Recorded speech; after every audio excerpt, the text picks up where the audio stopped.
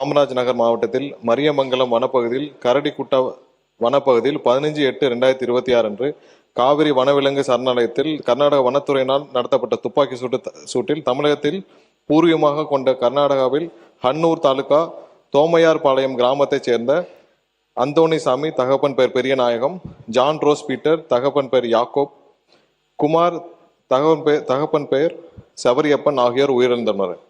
மேலும் காயப்பட்ட திரு மரியதாஸ் பெஞ்சமின் என்பவர் மட்டும் சம்பவ இடத்திலிருந்து தப்பிச் சென்று மருத்துவமனையில் அனுமதிக்கப்பட்டு சிகிச்சை பெற்று வருகிறார். கர்நாடகாவின் சாம்ராஜ் நகர் மாவட்டத்தில் உள்ள ஹன்னூர் தாலுகாவில் சுமார் 75 ஆண்டுகளுக்கு முன்பாக தமிழகத்திலிருந்து புலம்பெயர்ந்து சில தமிழ் குடும்பங்கள் வசித்து வருகின்றனர். சம்பவ நாளான ஆகஸ்ட் 15 அன்று காவிரி வனவிலங்கு சரணாலயம் வனப்பகுதியில் வனத்துறையினரின்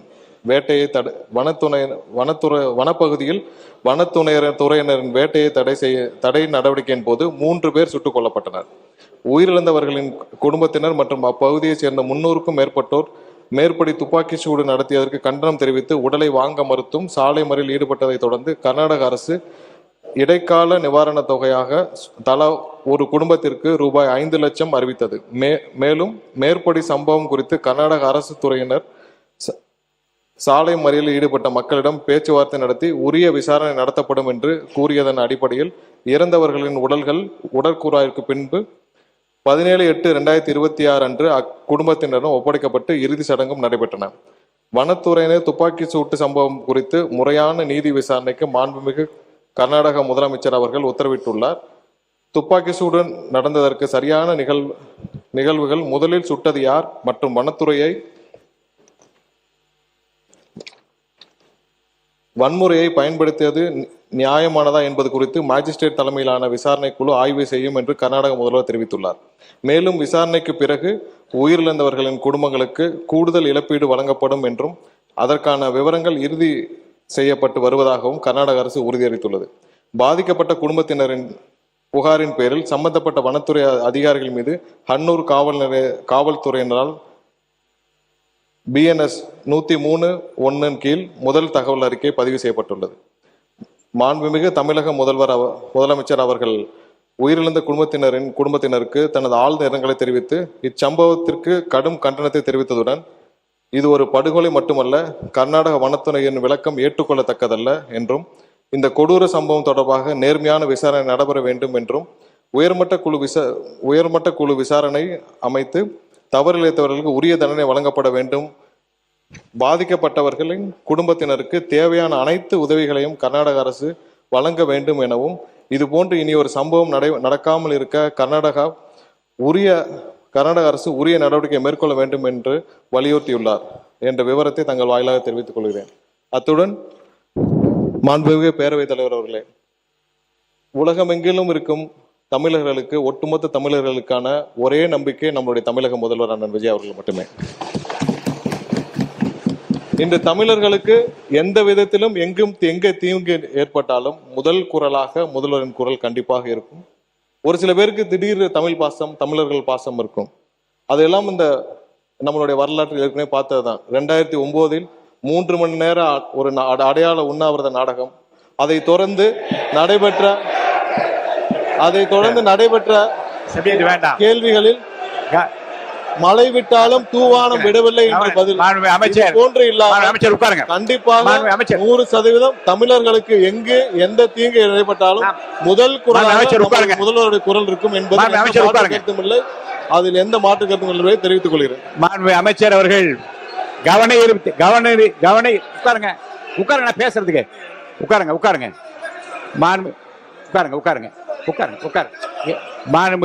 மாண்புமிகு கவன ஈர்ப்பு தீர்மானத்தை ஒட்டி மட்டும் கூறிய வார்த்தைகள் அவை குறிப்பில் இருக்கும். கவன ஈர்ப்பு தீர்மானத்திற்கு அப்பாற்பட்டு பேச அனைத்தும் அவை குறிப்பில் நீக்கப்படுகிறது.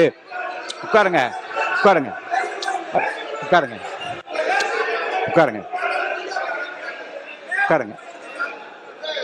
ஒரு முடிவு சொல்ற உட்காருங்க சொல்லிடுங்க.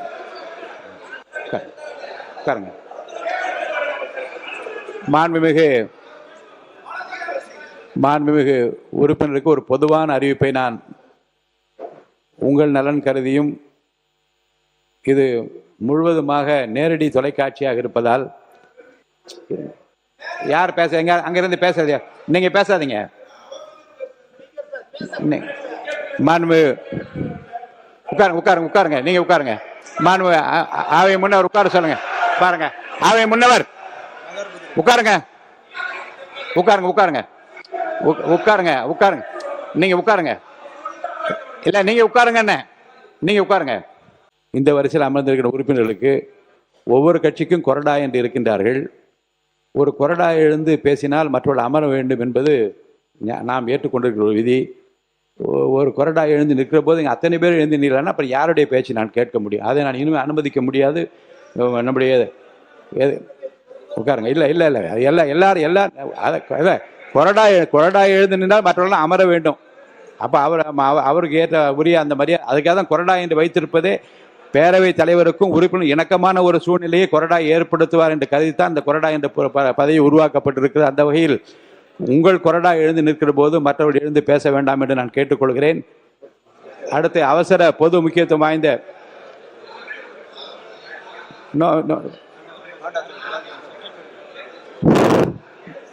வேற பொருள் பத்தி பேசுறீங்க இல்லையா? இது குறித்து ஏதாவது இவருங்க இப்போது நடந்த சிறப்பு கவன ஈர்ப்பு தீர்மானம் குறித்து மட்டும் பேச அனுமதி, வேறு பொருள் குறித்து அனுமதிக்க முடியாது. அமருங்கள். நீங்க சொல்லுங்க கணேஷ்குமார், நீங்க பேசுறீங்க. உட்காருங்க. வேண்டாம் இல்ல இப்ப வேண்டாம். இப்ப நாளைக்குன்னு சொல்லியிருக்கேன் உங்ககிட்ட. நான் காலையில வரும்போது சொன்ன நாளைக்கு எடுத்துக்கொள்ளலாம். உட்காருங்க. நான் சொல்றேன் அது கவன ஈர்ப்பு தீர்மானங்களை எப்படி எடுத்துக்கொண்டு போகும் என்பதை பற்றி அறிவிப்பு வெளியிட இருக்கின்ற. உட்காருங்க. உறுப்பினர் கணேஷ்குமார் சொல்லுங்க. மாண்புமிகு பேரவைத் தலைவர் அவர்களே, அமைச்சர் அவர் கூறிய பதிலுக்கு நன்றி. அவர் தமிழர்களுடைய உரிமையை காக்கப்படும் என்று சொல்லியிருக்கிறார். இதற்காக நம்ம என்ன நடவடிக்கை எடுக்க போறோம்? ஏன்னா நம்ம சிபிஐ விசாரணை கோர போறோமா, இல்ல அடுத்த கட்டமாக அந்த தமிழர்களுக்கு நியாயம் கிடைப்பதற்கு தமிழக அரசு என்ன நடவடிக்கை எடுக்க போகிறது என்பதை மட்டும் அறிய விரும்புகிறேன். நன்றி. மாண்புமிகு முன்னாள் முதலமைச்சர் இதை ஒட்டி மட்டும்.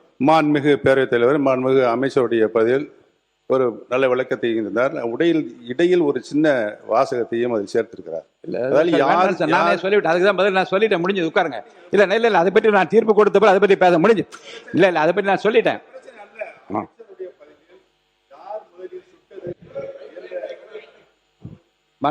யார் முதலில் சுட்டது என்ற கேள்விக்குறியை போட்டிருக்கிறார்.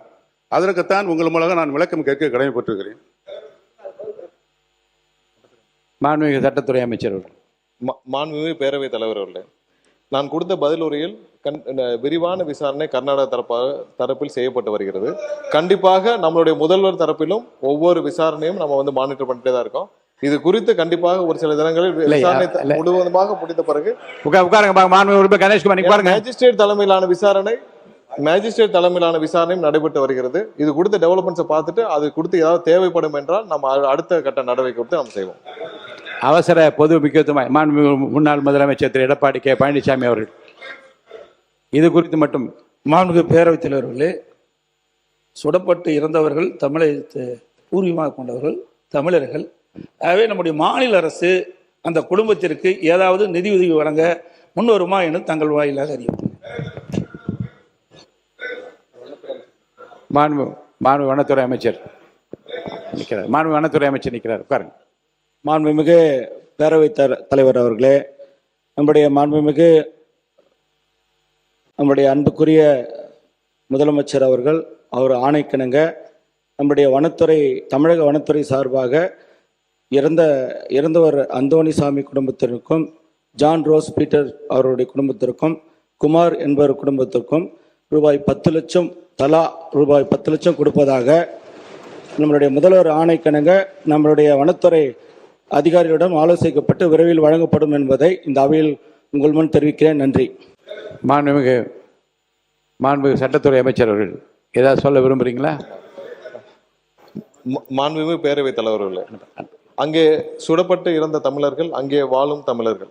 ஸோ அது குறித்து கண்டிப்பாக முதல்வர் தரப்புல 3 நாட்களாக ஒவ்வொரு நகர்வையும் முழுவதுமாக கண்காணிக்கப்பட்டு வருகிறது.